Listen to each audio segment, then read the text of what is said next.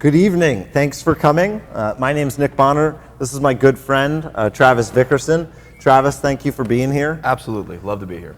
Travis is going to present tonight on a culture of safety, and I think that's a really exciting topic. I think that it's something that's really needed in our industry. I hear so much about a focus on production and things like that, and I think that your words are needed. I know that you did a similar talk at TCIA. I did. It was really well received there.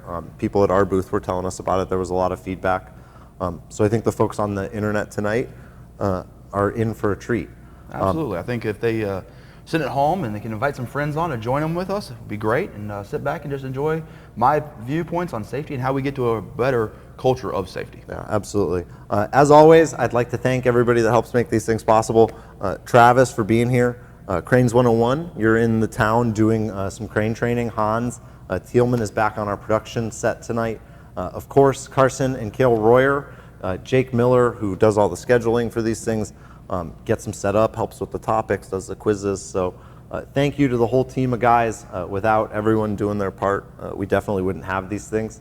Without the ISA, without them, helping us forge into this new thing, we wouldn't have CEUs for this. We were the first people that they ever did CEUs for web broadcast with. And TCI giving me the opportunity to develop this curriculum and be able to share it. Absolutely. So big thanks to those two organizations, TCI and ISA, as well as our whole crew. Absolutely. I'm not going to stay the whole time. I'm going to go back and help with the production, but I did want to share a story really quickly with you and everyone. I was a production arborist, as you know. Mm-hmm. I didn't work in the field for 10 years, but I was out there, and for the first company that I worked for, which was run by a group of guys that were doing their best, and they were good people and are good people and had all the best intentions. And I got sent out to a job one day, and the tree was on the power lines. It was on a primary behind a house. It wasn't a transmission line or a distribution line. It was, a primary in a backyard, and it was bowed down 3 or 4 feet, and I wasn't climbing the tree. There was just no way. I'm scared to death of electricity. I don't understand it, and I wasn't even going to touch the trunk of the tree. Period. Right? Like, it was touching the power lines, and I called the boss. I'm like, hey man, we got to get power and electric out here. Have them trim this off the lines, and then we'll come and we'll do our job. And he's like, no man, got to get done. I need you to get up there and do it. And I was just like, I'm not doing it. I told him flat out, I'm not doing it. He says, well, you got to call the other boss. It's up to him. And I'm like, no, man. I was like, you don't understand. It's up to me, and I'm not going to do it. So I called the other boss and had the same exact conversation with him. And I'm like, dude, you don't understand. Like, I'm simply not going to do it. Yeah. And they told me that if I didn't do it, I didn't have a job. And I told them that was fine. They called the other person on the crew and told him to get in the truck and leave me there. Wow. And they left me there in Parma, Ohio, with my tools. And I had my ladder. Like, I had a folding ladder that I kept on the truck. I had like my ladder and all my stuff. What an experience. And, that was it, man. I mean, that was the last day I ever worked for those people. I wish them nothing but the best today. But, I think I made the right decision. It forged you down a path that's led you to where you are, and you can't look back in life. You have to move forward. And I'm still alive. Absolutely. And you stood up for your safety, and that's the first thing. I think that's really important, and I think you're going to touch on that it's Absolutely. Not the responsibility of the company owner. It's up to you individually. And I hope that when people hear that story, that they know that I needed the money from the next week's paycheck, right? I was living hand to mouth. Mm-hmm. As most of us are when we got started. Right. But I needed to know that I was going to be able to feed my family beyond that, mm-hmm. and feed myself. And man, it was an easy decision for me, but it hurt. And I didn't have a job the next week. And wow. Eventually, I ended up at Davie, and it was a great company, a great culture. I learned a ton, and that got me on my way to working here at TreeStuff. So I definitely don't regret it for any reason. And I hope that other people, if they're faced with that same situation, that they say no and that they walk away. And that they put their own safety before anything else. Thank you for sharing. That's a very powerful Thank you story. for the opportunity. I really appreciate it. I'm going to step out here, help Carson with the production stuff, and I'm going to let you do your thing. All right, wonderful. Cheers. Well, thank you for joining me tonight, folks. Hopefully you're sitting at home, as I am sitting here in the TreeStuff care, of excellence. So I've been in the industry 17 years now. And to understand how we've gotten to where we are, we have to take somewhat of a journey. Okay? We have to take a journey down the road that led me here, just like Nick had a journey that led him down that road. So we have to understand the journey. We have to understand how we get to where we are. For me, go back 17 years. It was a storm had come through North Carolina. It was an ice storm. We were out of school. I was in high school. And a tree crew came running through the neighborhood. Beat up trucks, some chains, some triple strand ropes. Guy stopped and said, "Hey, son, you want to make some money?" I said, "Absolutely want to make some money. Love making money." He said, "Well, can you drag some brush for me?" I said, Yeah, I can drag some brush. I can do this." So I drug brush for about a day or so, maybe about 2 days. The third day, we were out of school for almost 2 weeks here. And third day, he said, hey, can you climb a tree? I said, "Yeah, I can climb a tree. Of course, it can't be that hard. I grew up as a kid rock climbing. I could climb a tree." So he gave me a set of Klein steel spikes, a double D Weaver saddle that I still have to this day, and an old buck strap, and a McCulloch chainsaw on a little short piece of rope. And he said, "All you gotta do is bear hug the tree, spike it, and you get up there. When you get up there, take the buck strap, clip it in, pull the saw up, start the saw, and I'll tell you how to do the rest." And that was it. That was the very first time I climbed a tree 17 years ago. Long story short, I worked for him for a few more days, and he stiffed me for quite a bit of money. I had the equipment left in my dad's garage. My dad knew I didn't want to go to college. He knew it wasn't going to work out for me for certain life choices, and he said, "Son, let's start a company together. Let's start a tree company." I said, "All right, let's do this." He'd owned companies. I had the work ethic, so we started a company, knowing nothing more than what I had learned from this storm chasing crew. So out we went, doing work. Worked for quite a while that way, doing it what we consider nowadays the wrong way. And finally he said, we need to make some changes. This is dangerous. We got to get some education on this. So he bought me a few books. And I started learning through books. He said, we got to figure out who we are safe for. You have to be safe for yourself. And that's one of the very first things we have to understand in unlocking a culture of safety, is who are we safe for? We all have something we love. Maybe it's a spouse, maybe it's kids, maybe it's a prize vehicle, a 67 Nova. Okay? Maybe it's fly fishing or traveling. But we all have something that we are just passionate about, and that is what we should be safe for. We have a reason to go home every single day, like Nick had. Nick had a reason to not climb that tree. He knew if he climbed that tree, he'd be putting himself at risk and putting his family at risk by doing that. And it's not worth it. So you have to make a decision. All right? Safety is personal. It's about you. We live in a culture nowadays that has bred us to believe that everybody cares about you. And that's a lie. Everybody doesn't care about you. In fact, very few people actually care about you. You have to care about you. Your safety has to come first. When you're on a crew and your safety is the first priority for you and your team members' safety is their first priority for them, then you're safe for each other. But if everybody's constantly looking out, "Oh, I'm going to be safe for everybody," things get missed. Because you get into a false sense of security that everything's going to be okay because you got people looking out for you, and you walk underneath the tree and boom, you get hit with a struck by. Leading cause of fatality in our industry 2 years in a row now is getting hit by struck by a part or whole tree. How does this happen?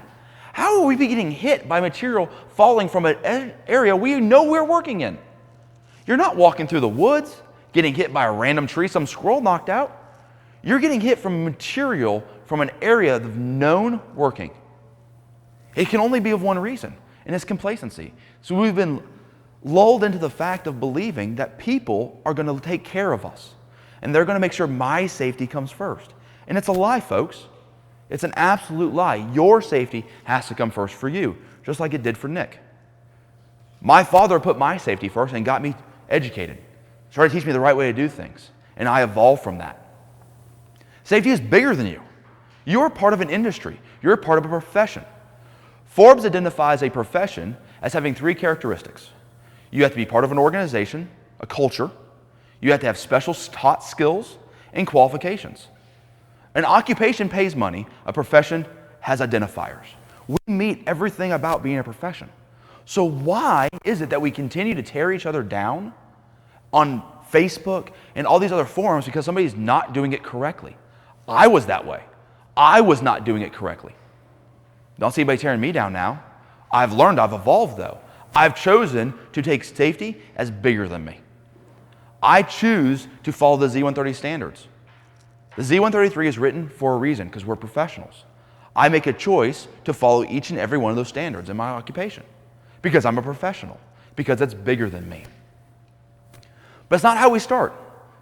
It's how we matters. The way I started is not how I ended up. 17 years ago, when I was climbing with a set of spikes on, a double D Weaver saddle and a McCulloch chainsaw, did I ever think in my wildest dreams I would be standing here at TreeStuff headquarters giving a webinar on safety? Never, ever did it occur to me. But it's not about how I started, it's about how I'm finishing. All right? To understand that a little bit better, what's led me down this path of education that I'm on, and I get a chance to speak all over the world in education of safety in the tree care industry. I lost a friend 8 years ago to a tree incident. It's actually coming up in March. It still gets me. This gentleman and I went to the fire academy together, did some work together, knew each other pretty well. And he fell out of a tree working. He got off shift that morning, went and did a side job. All right, made a mistake. Wasn't tied in twice. Blew the top of a tree. Tree went to bunking. His flip line came over the cut, he inverted and he fell. Just a few days before his next birthday, coming up in March. So it's still hard for me. I didn't climb trees for 6 months after that. I said, no more. I can't do this. Finally got back into climbing trees because I'm like, Nick, I got to pay bills. And it's a skill I had, money. And I said, I'm never going to teach anybody to climb ever again. I'm never going to work with anybody to climb again. I'm done with that. I don't want anybody else's blood on my hands. Mentor in life came up to me and said, Travis, you have two choices. You can either choose to never train anybody else ever again and they're going to still learn and they're going to still die. Or you can choose to train people the right way and do education for this industry so you never bury another brother or sister in arboriculture. He was right. So it's my mission now. It's my mission to teach until no more die. I've gone so far that it's my hashtag on things, on Instagram, on Facebook, because that's what I believe we need to do. This is tree work, folks. No tree is worth dying over, let alone getting a hangnail over. It's a freaking tree. Yet we kill people, or we don't kill people, I'm sorry. The industry loses people every single week to trees. Now, I don't believe there's accidents. I believe there's incidents. I have a hard time accepting the fact that there's accidents in our industry. By definition, an accident means you did nothing and something happened to you. It's not an accident, it's an incident. Because you had to go do something in order for something to occur. You had to make a decision or a series of decisions that led up to that incident. If it was an accident, the tree would walk to your house, knock on the door, and punch you in the face. That's an accident. That's not happening. All right? You're showing up to do work. You're making a series of decisions that lead to possible injury or fatality.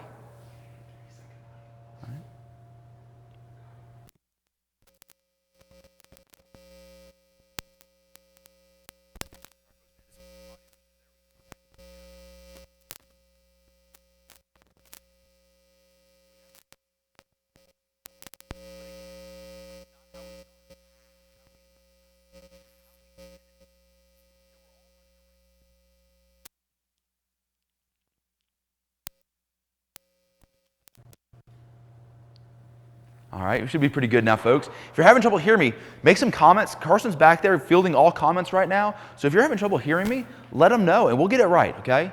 I can't see the comments right now, so just deal with him, okay? But we're going to make sure you can hear this, because this is important stuff. All right? So, we know it's not how you start, but how you finish. So how do we finish?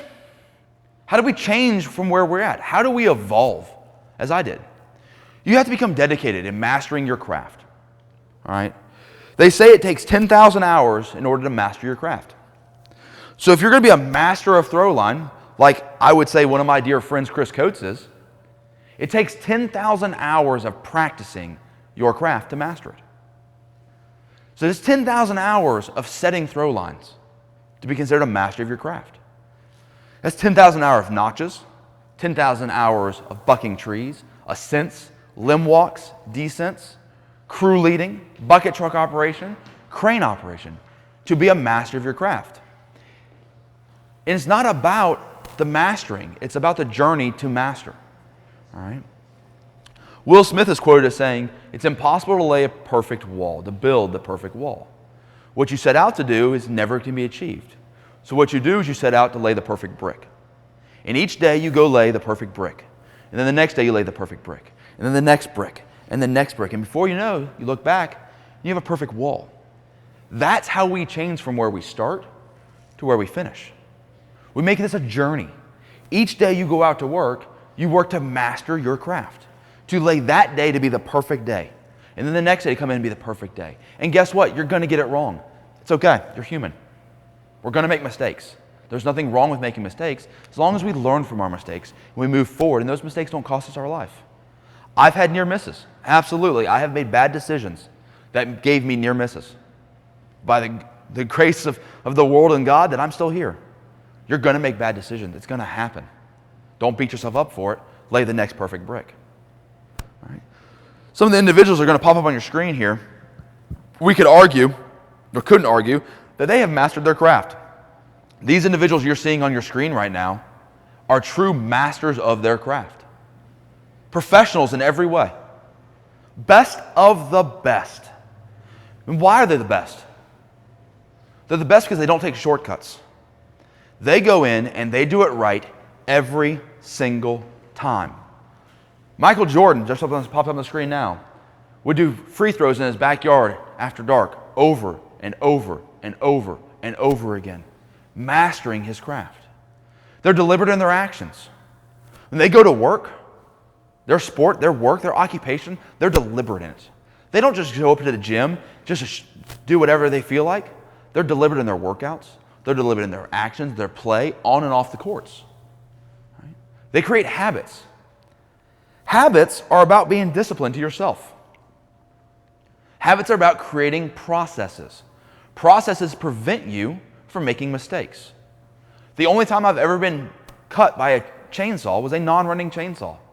I have a habit I've created where all of my cutting tools are always stored on my right side. My chainsaw stores on my right, my handsaw stores on my right. All right. The one time I had cut though, I was working a tree, a tight canopy. I stored my chainsaw on my left side. I hand-sawed a piece out. I went to flip it past me, and what'd I do? I drug it right across my saw that was on my left side.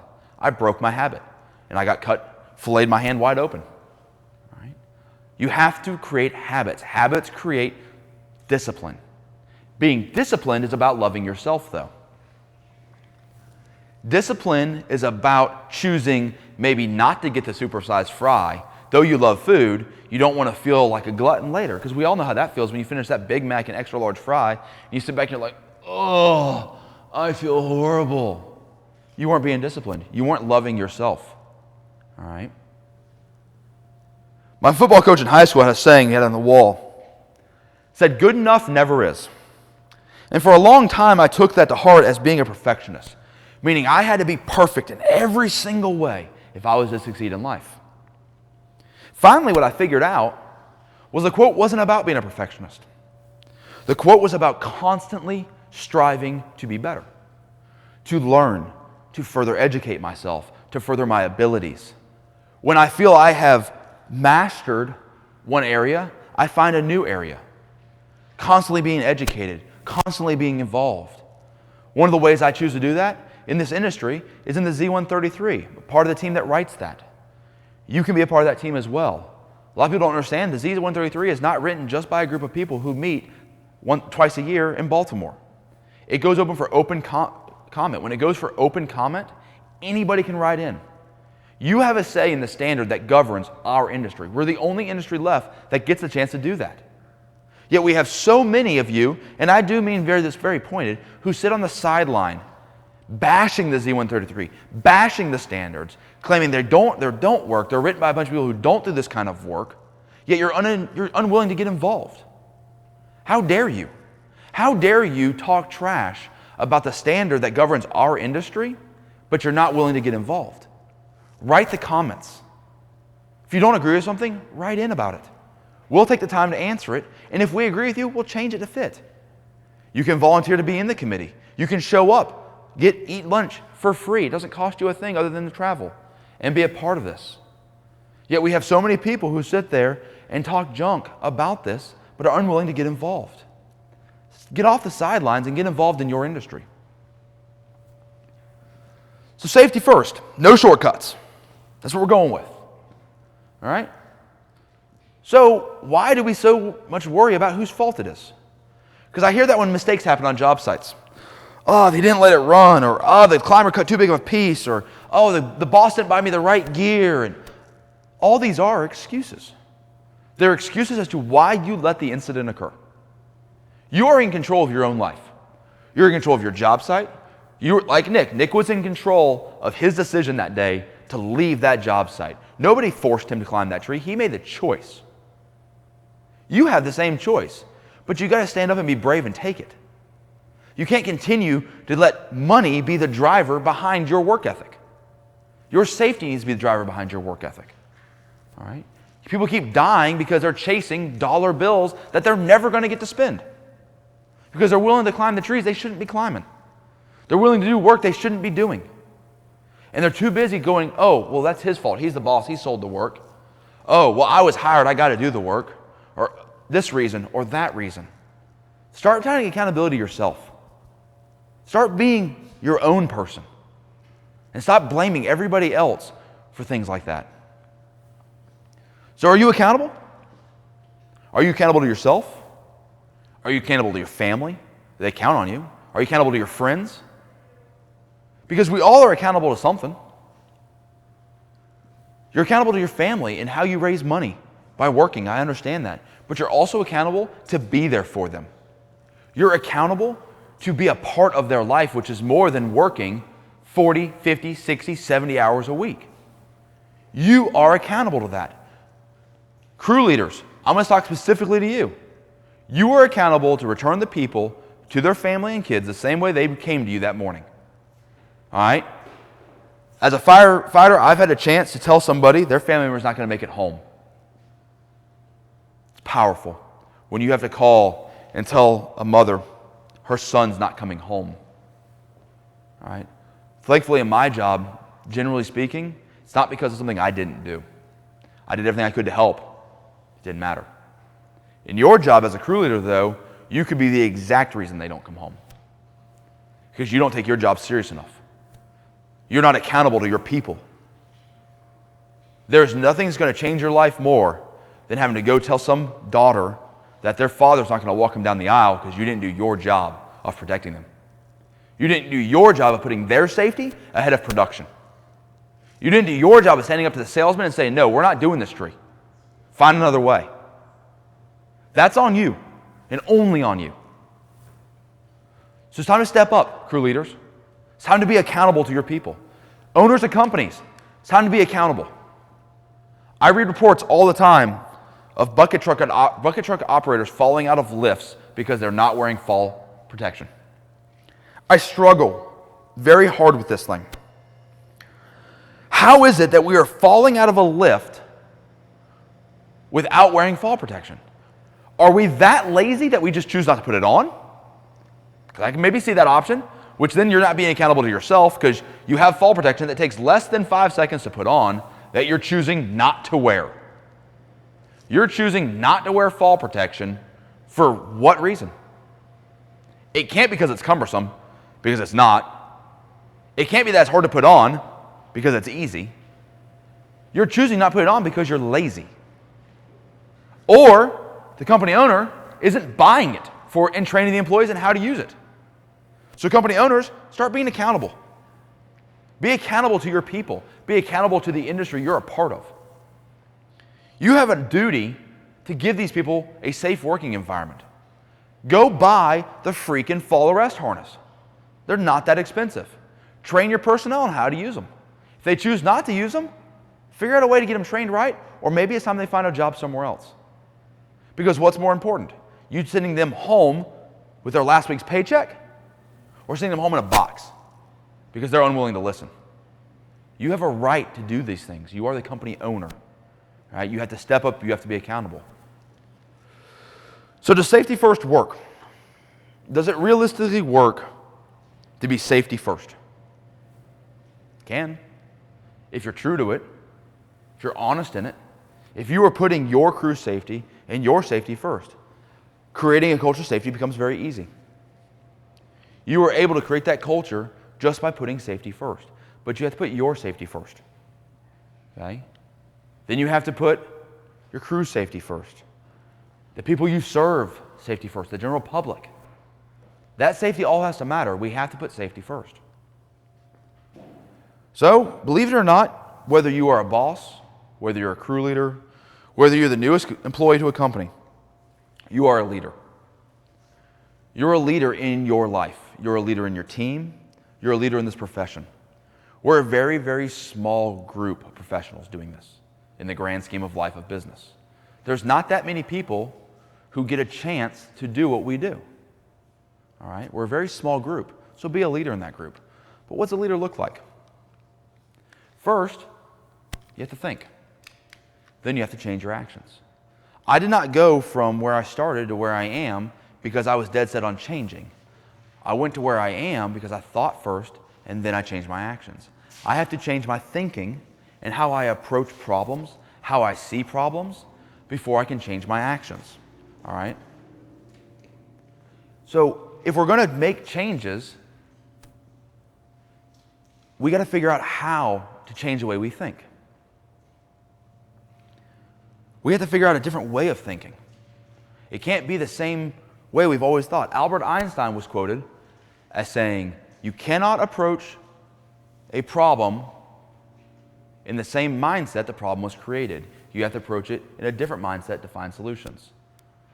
All right? So at this point, we're going to make this interactive. All right? I'd like to get some questions on what you think I've been saying so far. All right? And if you're enjoying what I'm saying, I'd like to see some hearts. All right? Some thumbs up maybe. And if you don't agree with what I'm saying, that's okay too. It's okay to not agree with me. These are my opinions on what I've seen in 17 years of doing this. Travis, we had a question about what type of fall protection is required in the bucket, and Absolutely. if there were any recommended models that you recommended. Absolutely. So fall protection, we'll go back to that real quick. So in fall protection, OSHA standards changed. You're required when working in an aerial lift now to wear one of two types of fall protection. You either have to wear a fall arrest harness, which means if you exit the bucket, you are suspended vertically from a dorsal attachment, and it arrests your falls. It slows your fall until you hang there. Most of these on the market now have a tear strength where they start at 6 foot and they elongate to 9 foot. So as you're falling, this webbing is opening up, slowing your rate of descent to 9 feet. That's the first type. The second type is fall restraint, meaning it keeps you from leaving the bucket altogether. So if things go wrong on the job site and that piece comes back and smacks the boom, pushes it, compresses it down and slides off the boom, and you turn into a Acme version of Wile E. Coyote, wearing the fall restraint keeps you in the bucket, where the fall arrest lets you fall out but still be caught. All right? I find personally, I like the Kong fall arrest harness. It's very lightweight, it's very minimal, all right? And it allows me to wear it underneath my tree motion. So if I am climbing out of a bucket, I'm able to leave the bucket with the fall arrest still on and continue work, okay? Because that's one of the big issues I see with a lot of tree climbers. They go, well, I want to use the bucket to go up, but then I don't want to wear my fall arrest when I'm climbing, all right? So they end up not wearing fall arrest, and they end up just wearing their climbing saddle, taking their lanyard, and clipping it in, all right? Hopefully, everybody's doing this. Let's get a thumbs up if you are currently wearing fall protection right now, all right? While you're in a bucket. I mean, I think it was understood that you're not wearing it while you're at home. I mean, that's kind of an understood comment, isn't it? I mean, maybe you're into that. And if you are, I'm cool with that too, all right? I know mine is so comfortable, I sometimes get back in the truck with it on. It happens. But that's a big thing I see with climbers. They go, I don't want to wear that because I'm going to climb out of the bucket. Okay, great, there's an answer for you too. Buckingham has a new system called the bucket system. Buckingham system, it goes around the edge of the bucket. It's a ratchet system that allows you to have two steel triple locking carabiners that clip into both sides of your D-rings that act as fall restraints. So you can wear your climbing harness in the bucket. You have fall restraint in place. Once you're in position, you set your line, you clip it in, you unclip it, you climb out of the bucket. You are now protected the entire time. okay? So understand that there are systems out there to make your job easier while keeping you safe, all right? So, if you want something, find a way to get it done. If you truly want to move from where you started your career to where you're going to finish, you got to find a way to get it done. If you're working for a company that doesn't support safety, you're going to have to make this choice like Nick made. You're going to have to leave and find greener grass. And let me go ahead and tell you this little secret. Every company I talk to is looking for workers. Nobody has got all the seats filled in their company that they need filled right now. We need more workers every single day. So if you're not happy with the safety outlook of your company, leave. There's people looking for work all the time. All right? There's always people looking to hire skilled labor. And if you want a safe industry, there's lots of industries out there that'll hire you in this kind of work. So don't quit using the excuse of, oh, well, they don't back safety. All right? Maybe you're like me. Maybe you just started out in tree climbing. And you're still climbing on a pair of steel spikes, double D weaver saddle, and a buck strap. And you have no idea how to get past that point. Hey, there's education out there. There's ASTI workshops by TCIA that are free you can go to. There's books you can read. You know, Jeff Jepson's Tree Climber's Companion, one of the very first books I ever read. It gave me the insight I needed to evolve. All right? There's all these books out there, all these social media, and I'll caution you about social media if you're learning to climb. There's a lot of people out there posting on YouTube. There's a lot of people out there posting on Instagram. Not all of them are doing it safely. Okay? So understand that. So don't go to YouTube looking for reliable education all the time. Though there are some great climbers out there with some great YouTube channels that are doing some amazing things, this isn't always the best place to learn to climb. All right? I'm friends with a lot of those individuals that have YouTube channels, like myself, and it's not always about climbing and learning. Sometimes it's about entertainment, and you have to be able to realize that. All right? Some videos people post are just entertainment value. It's not education. So distinguish the two if you're looking to evolve. But what about those out there who say, yeah, I've done it this way for 30 years. I don't need to change. I can't change. Done this way my whole life. I challenge you. Try. There's no harm in trying, but try. You might be surprised what you learn about yourself and what you're able to do in more efficiency. The gear we have today is better than the gear we've ever had. We're more efficient. We're saving energy. We're not spent at the end of our day. You know, if you were Blake hitching, if you're body thrusting on Blake's hitch, versus SRT ascents, I can guarantee you are more winded than SRT climbers ascents. Okay, it's about energy conservation. It means they're more efficient. Doesn't mean they're any better than you though. Just means they are using technology to further their career, making it last longer. And I understand there's a lot of people out there who aren't necessarily going to agree that everything in the Z133 should be followed. I hear it a lot. And I'm not going to get into that debate here. If you would like to have that conversation with me, you can call me at any time. You can email me. You can find me on Instagram, and I'll gladly have a conversation with you. But we're not going to get into that right now. All right? What we are going to talk about is, why do you want to change? Why are you watching this? You're watching this because you believe you should change, or could change, or can change. So make the choice.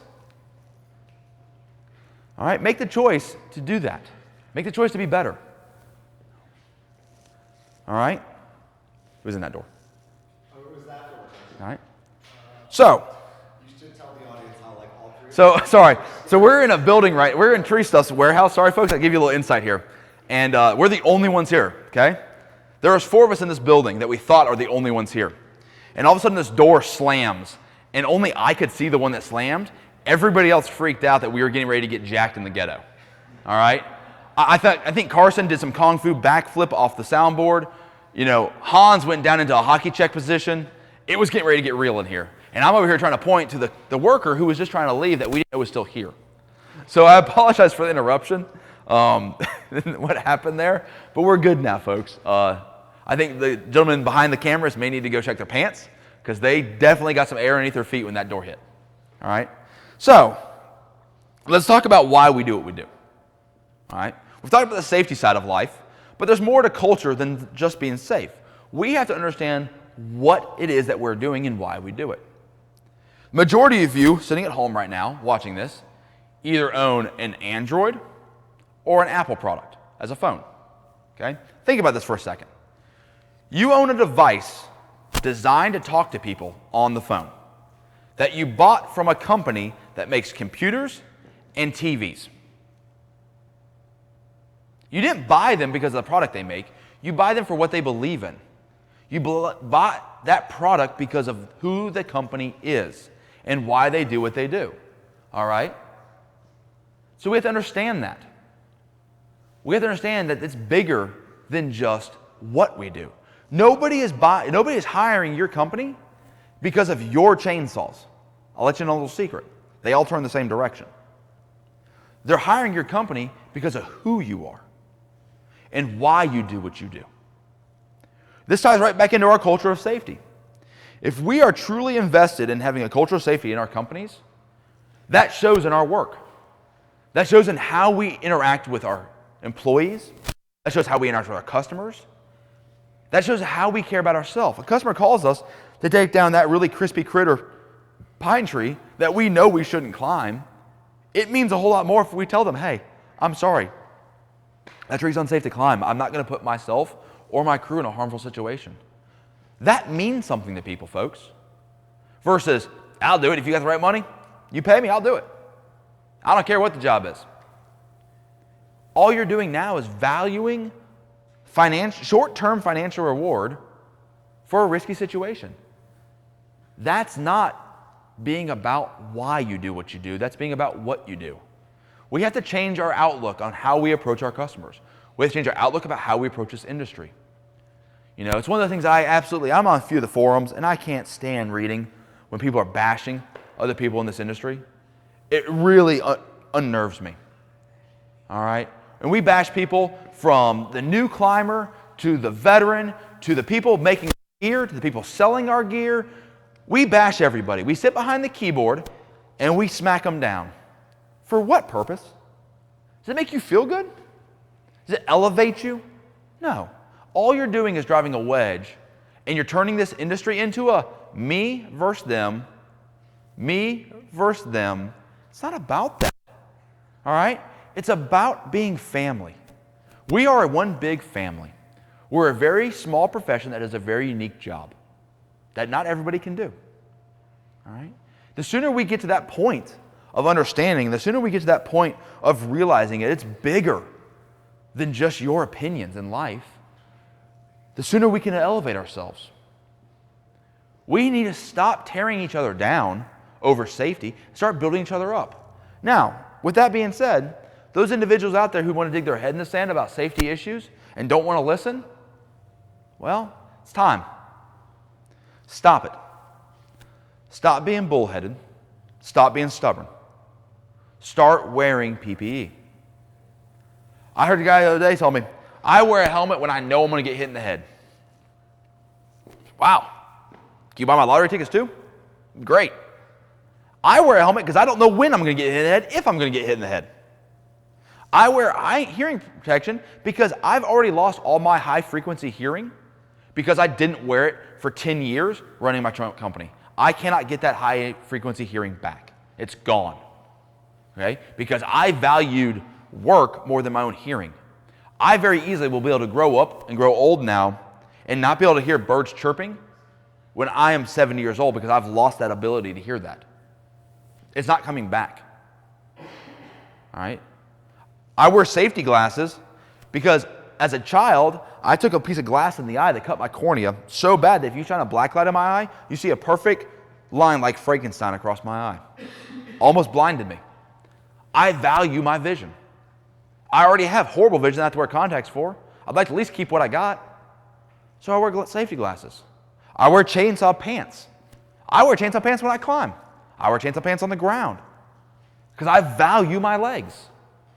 All right? Our technology has evolved, folks. You're not wearing a 40-pound helmet any longer. You're not wearing snowboard-type pants any longer in chainsaw. We've evolved. It's time you start trying to evolve as well. All the gear for our safety has become more comfortable, more usable, all right, and better fitting. So why not give it a shot? What's the point of not wearing it? Because you just don't want to? So let me get a thumbs up if you wear PPE on a regular basis. Every day. All right? Let me see some hearts out there if you are encouraging your new members on how to wear their PPE and take care of it every day. Yeah. It's time for change. Safety is a personal choice. It's your choice. Every single day. It's like laying that perfect brick. Every single day you have the choice in safety. You have time to be professional. Stop talking. All right? It's time to step up to the plate and stop talking and start being. All right? I think we got a question coming in. Yeah, TC Mazur. Hi, TC. Hey, buddy. TC is a board-certified master arborist out of the Pendle thing. Good friend of mine. Yeah, big props to TC. If you don't read TC's Tree Life blog, you're really missing out, I gotta say. I would agree with that. I haven't really had a chance to meet with him yet to do one. It's really Looking thoughtful. forward to it soon. It's really thoughtful. It is. And well written. TC wants to know how have communications units and some of the in-helmet communication stuff evolved safety. But before you answer, I would like to encourage other people that are listening and watching, share your stories in the chat comments. That'd be great. If you've got any stories, and if any of them are impactful enough, Carson will read them on the air, and we can share them with the entire audience, maybe. Of course. Yeah. Yeah, cool. So why don't you take TC's question? That's a great point. Let's go back to hearing protection real quick. So for a long time, hearing protection just allowed me to be able to be quiet and put in my own thoughts in my head, which that can be a scary place for me sometimes. All right? So now we have all this Bluetooth type communication on the market.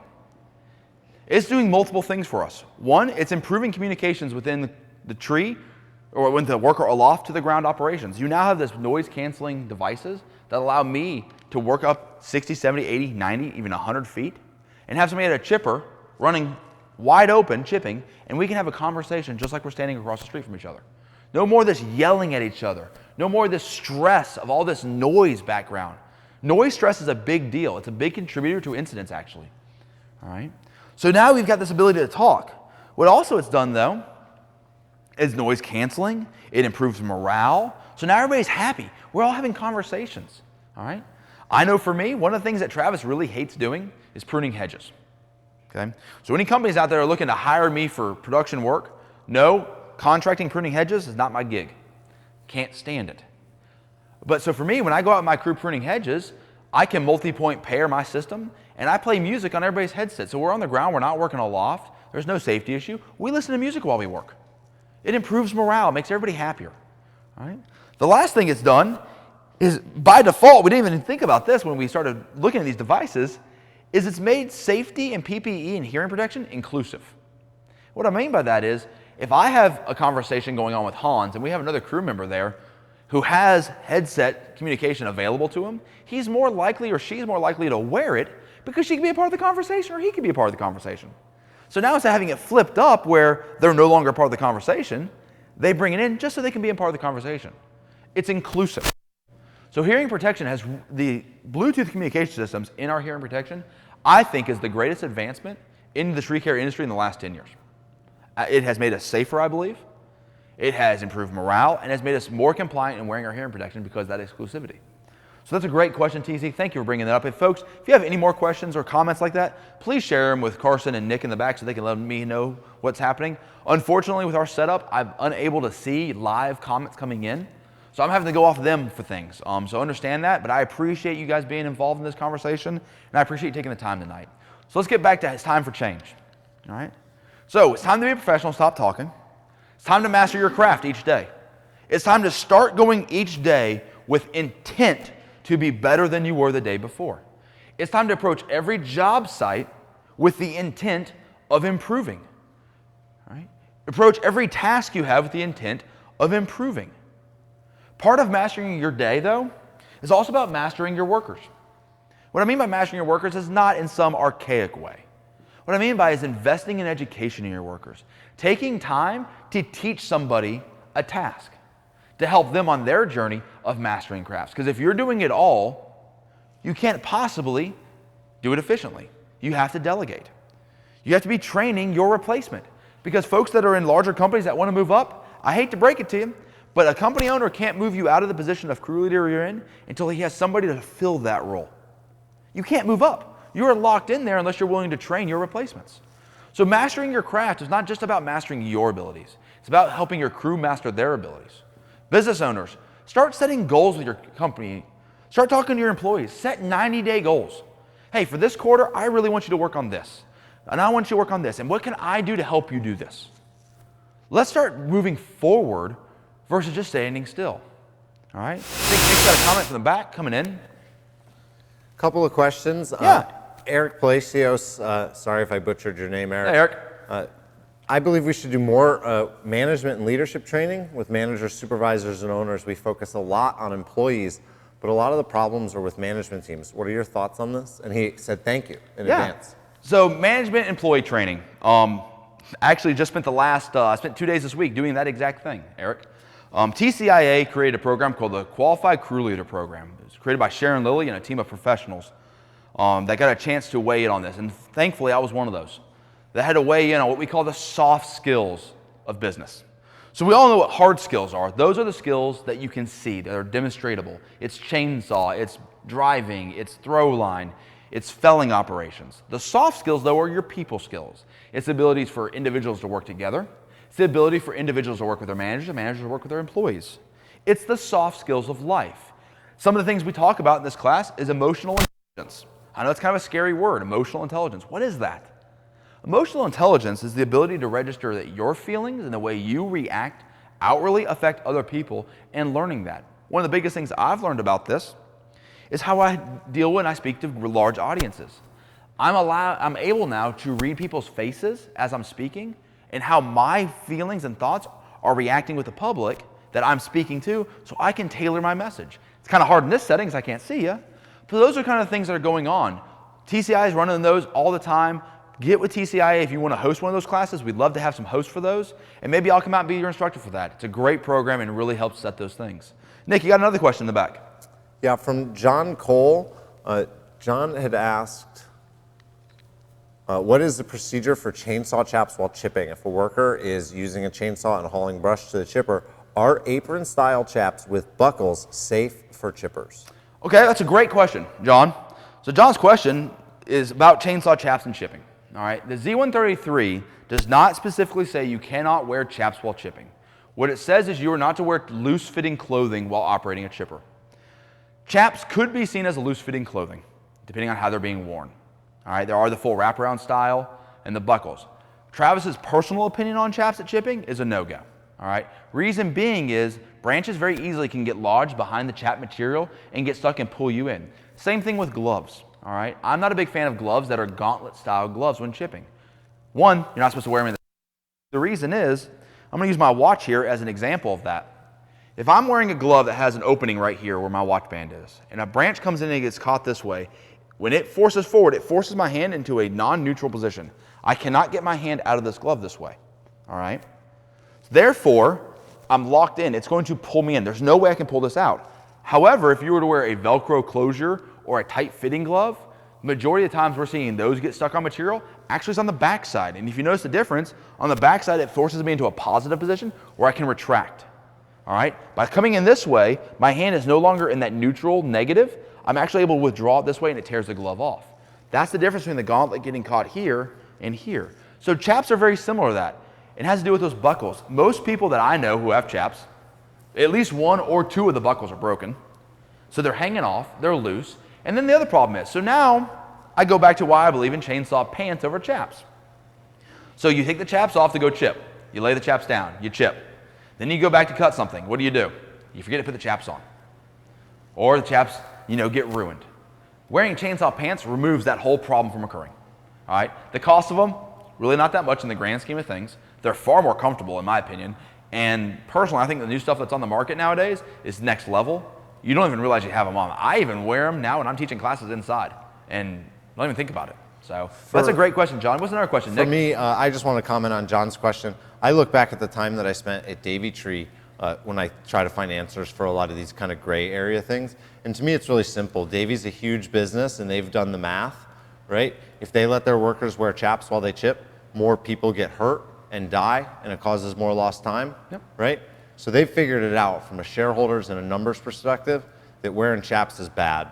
Same thing with gauntlet gloves. Neither of those things you mentioned are permitted. So for me, with the big data and big business behind it, that's a clear indicator. So if the ANSI is gray, I usually will look to a company like Davies Policies as guidance. And that's a great point, Nick. And I know a lot of guys out there and girls out there in tree care are scared of what we call the big box companies, okay? They're scared they don't want to lose their identity and become Davey. They don't want to lose their identity to these big companies. But let me go and share something with you. Believe it or not, you have no secrets in this. There are 0 secrets in doing tree work. We're all doing the same work. And if these companies have forged ahead and realized this kind of data that's out there, chances are it fits your company too, all right? Your company's not special to them. Doesn't mean it takes away your identity, but it does mean they may have a way of doing things that may be better or safer. So you're the leaders of today. You are leading today into the future. You're leading where we're headed in this industry. The older industry is aging out, the younger industry is coming in. So you get a chance to make choices. You don't have to stay where you're at. You can progress, but you have to choose to. All right? There's those out there that say they don't have time to do it safely. Those individuals will eventually have to make time for an injury or worse. I hear all the time, I'm faster one-handing a saw than I am not one-handing a saw. And I don't want to get on this debate in the comment section, so go ahead and save it. My opinion is, you don't one-hand a saw, okay? That's my opinion. I follow Z. I'm a professional. It's what I choose to do. What you choose to do is your own life. But let me go ahead and tell you, you're more likely to get injured one-handing a chainsaw than you are two-handing a chainsaw. And if you do it because it's faster, I would challenge you to improve your climbing ability and your skill before taking a shortcut in one-handing a saw. All right. Now, again, I don't want to get into a big comments on this. It's personal opinion. Yes, I understand that in Europe they're allowed to one-hand a saw, and I understand the steel manual and the Husqvarna manual. There's a section on it. Okay, let me add 2 caveats to that. In foreign countries, they also require head-to-toe chainsaw protection. I don't think most of you want to wear that. Also, they require a licensure to operate a chainsaw. You have to actually go take a driver's license type test to operate a chainsaw and get the qualification to one hand. So unless you're really willing to do those things, maybe we can start having a different conversation, okay? So stop saying you don't have time to be safe. You have time to be safe. What you don't have time for is to chance it. Because if you're not choosing to be safe, you're risking it every single time you're rolling those dice. And then you could end up in a death report that I don't want to see. All right? So we are family. On the screen's my contact information. You can reach me anytime. Yes, that is my personal email address I put out on the internet. I am that bold, okay? Because I believe that we are family, and I'm here to help. I'm here to help you in your journey. I'm here to help guide any way, shape, or form I can, all right? You can't be really good at anything unless you love it. You have got to love what you do if you're going to be good at it. And what I love is helping others improve. I love taking the opportunity like this to sit here and speak with you. I love the opportunity to do motivational speaking. I love the opportunity to come out and train and work alongside you. We are family. All right. Good friend of mine, Keith Stoner, helped me out with my logo. It's the Blackbeard flag. It's a Jolly Roger. I'm from North Carolina. Blackbeard himself is from North Carolina, Bath, North Carolina. So it's dear to my heart. I wear it on most of my clothing when I'm out. My mantra is teach until no more die. So he said, hey, let's put it on your jacket. And you know the best part is? Blackbird's real name was Edward Teach. So teach until no more die. Those are my roots. Those are my heritage. I know it's corny, but it's who I am. I appreciate the time you've taken tonight, folks. I appreciate you being invested in your own success and your own safety. Reach out to me anytime. It's been a pleasure. If you have any more questions, I'll be on for a little while longer. If you want to have some comments or some questions, maybe Carson can throw them at me. Thank you very much.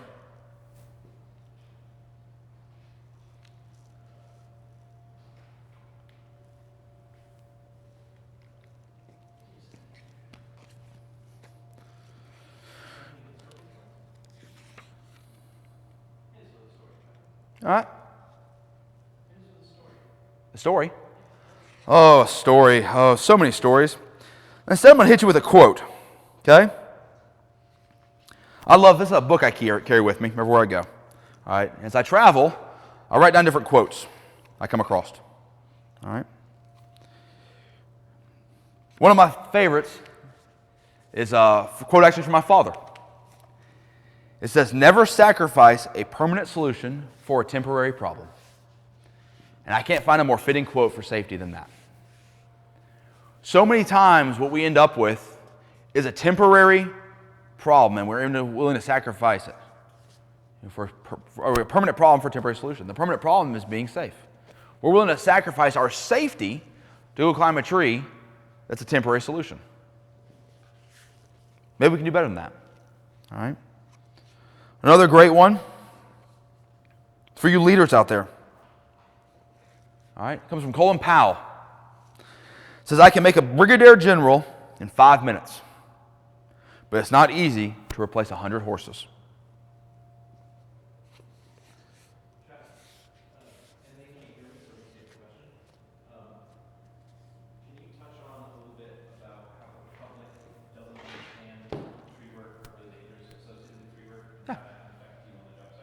So the question is how the general public doesn't understand what we do. They don't understand the obligation we have. Most of their exposure comes from either really bad tree work that makes it on the news because it's somebody doing something really crazy, or from shows demonstrating the more audacious type of work that's out there. So we have to educate our public. We have to teach them what we're doing. And part of that is them understanding that they can't come walking through our job sites. A lot of public doesn't understand what we do. But yelling and screaming at them isn't going to change them. We have to educate our public. We have to educate our consumer. This is a great work by TCI and ISA to try to do that. But they can't do it all. What I would love to see is more and more companies banding together in areas to create education for their consumers. All right? This education step actually goes one step further, though, on top of that.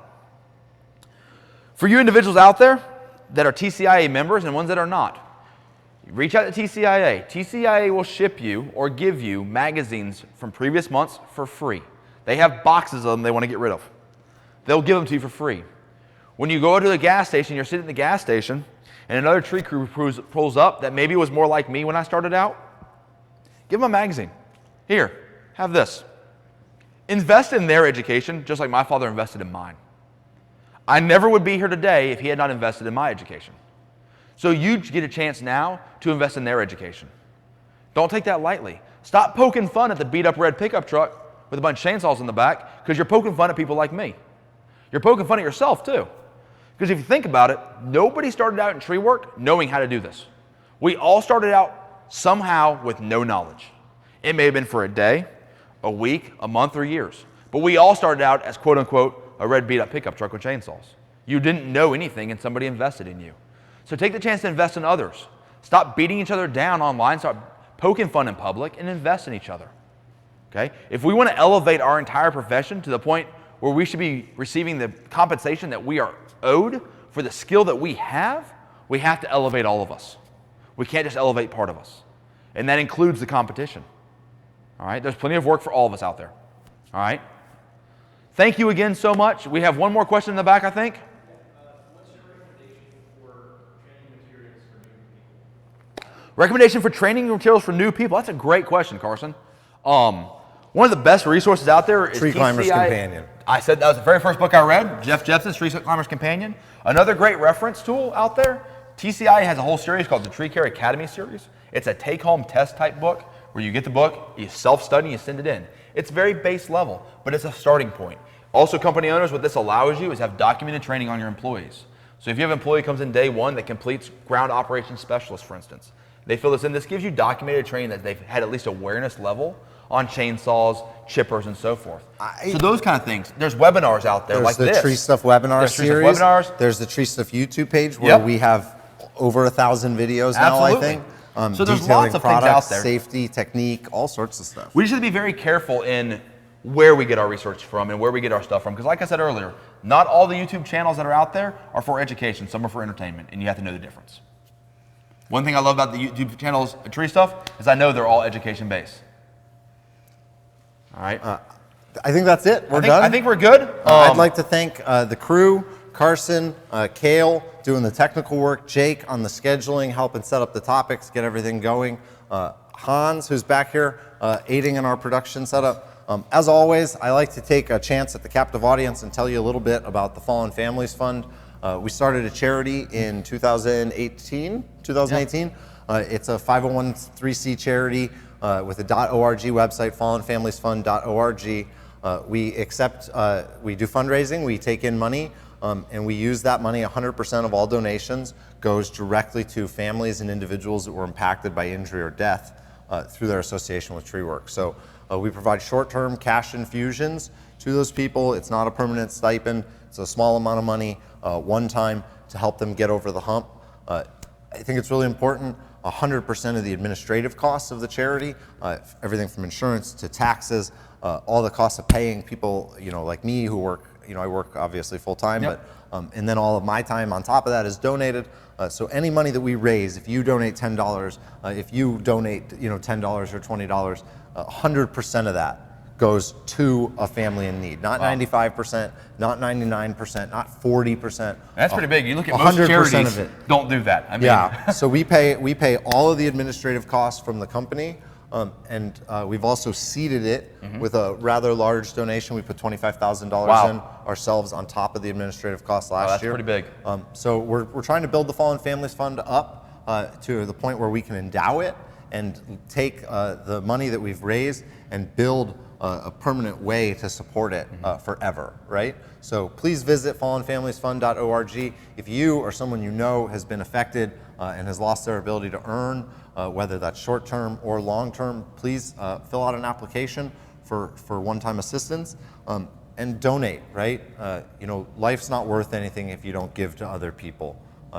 It's really easy to take for granted your position, but please think about the less fortunate and do something to take care of the people in your industry. Like I said, 100% of your donations go to people that need it. So thank you so much for the that's it. opportunity. Thank I you, appreciate Travis. TreeStuff letting me be here. Thank you folks for tuning in, and I'll see you next time. Be safe.